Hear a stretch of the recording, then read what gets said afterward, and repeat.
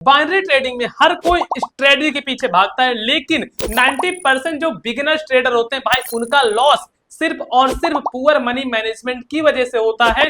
सो आखिर इस money management को कैसे सही करना है, चलो आज की इस वीडियो में 5 गोल्डन रूल से समझते हैं। और आपको मैं ये चीज बता देना चाहता हूँ, इस तरीके की वीडियो यूट्यूब पे भाई कहीं नहीं मिली। मैं पूरी वीडियोस देख डाला कम से कम 15-20 लोगों की, और मुझे मिला ही नहीं कि कोई पॉइंट बाय पॉइंट बात करे। लोग इस टॉपिक पे वीडियो तो बनाए हैं, लेकिन कोई पॉइंट बाय पॉइंट बात नहीं करता।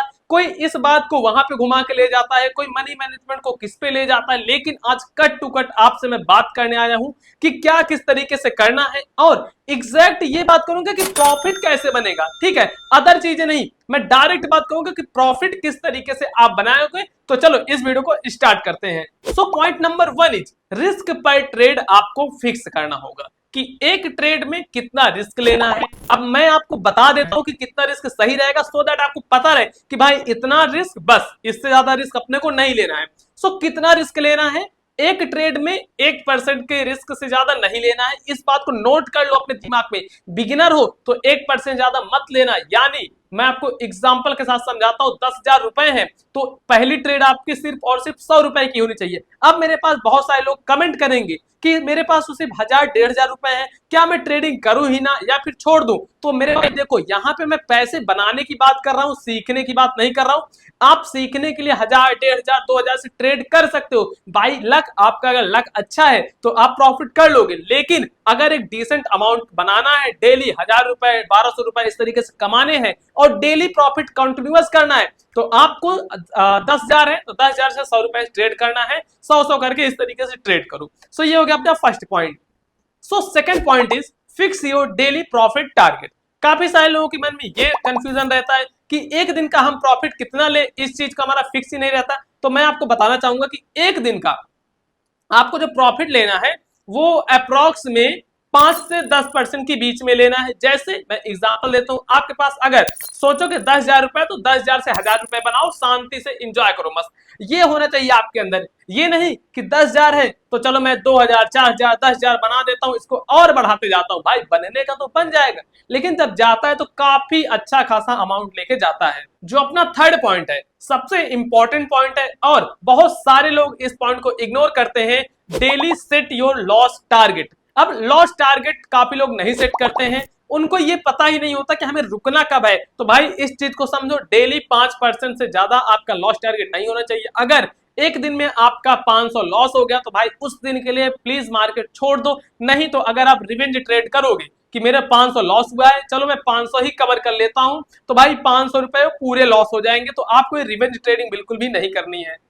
सो पॉइंट 4 कि आपको 3 लॉस रूल। अब कहोगे ये क्या होता है। सो देखो, आपको ये रूल फॉलो करना होगा। इसमें होता है 3 बार अगर लॉस हो गया आपका, उसके बाद ट्रेड नहीं लेनी। सो क्या 3 बार आपका लगातार 100 रुपए का लॉस हो जाए, ट्रेड नहीं लेनी? नहीं, ऐसे नहीं। मान लो आपने 100 रुपए की ट्रेड ली, प्रॉफिट गई, उसके बाद फिर 100 की ट्रेड ली, प्रॉफिट गई, फिर 100 की ट्रेड ली, लॉस गई, फिर आपने 100 की ट्रेड ली, प्रॉफिट गई। तो चलो ये तो आपको सेपरेट कर दो, इसमें आप ट्रेड लोगे। लेकिन वहीं पे आप सोचो कि आपने 100 की ट्रेड ली, लॉस हो गई, फिर 100 की ली, फिर लॉस हो गई, फिर 100 की ली, फिर लॉस हो गई। अब उस 300 रुपए को जो लॉस हुआ है उसको कवर करने आपको बिल्कुल नहीं जाना है, ध्यान में रख लो, नहीं तो बहुत भारी मिस्टेक आप कर दोगे। सो आपके जो पैसे लॉस हुए ना, यानी कि 3 बार लगातार लॉस हुआ है, तो उसको नहीं कवर करना है। उस दिन के लिए मार्केट से उठ जाओ। आप चार्ट वगैरह, जैसे चार्ट वगैरह चलता रहता है वो सब मत देखो, नहीं तो बार बार मन करेगा कि चलो यार एक ट्रेड ले लेते हैं, 2 ट्रेड ले लेते हैं, इस तरीके से मन करेगा। तो भाई ऐसे नहीं करना है बिल्कुल भी। सो सबसे आखिरी पॉइंट, अपना पॉइंट 5, वो है विथड्रॉ और कंपाउंड। ये देखो काफी इंपॉर्टेंट है, बहुत सारे लोग इसको भी इग्नोर करते हैं। अब देखो मैं एग्जांपल से आपको समझाता हूं। आपने 10,000 रुपए कैपिटल इनिशियली लाया और 10,000 से आपने 15,000 बना दिया।